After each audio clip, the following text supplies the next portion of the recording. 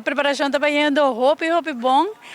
Agora aqui nós está praticamente em last lap de campamento.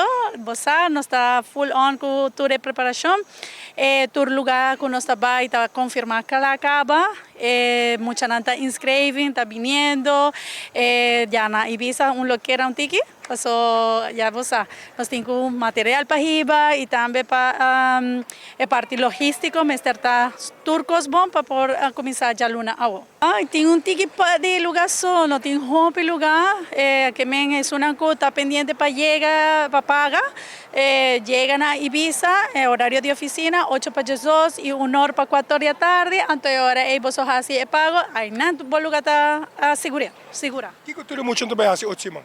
Well, mi nota vai dar una hobby detalles, ¿ok? O sea, a intención de para bien experimentar, pero no está by hiking, no está by na Mariners Caserna, también no está by na de Palm Island, entonces nos tiene un par de sorpresas más también, pero estaba más tanto para parte de adventure, nós trabalhamos hiking, nós trabalhamos atividade dentro de cada atividade. Sim, nós trabalhamos de luna, de 3 de outubro, até de perna de 7 de outubro. Cada dia está algo diferente, está algo novo e atividades diferentes.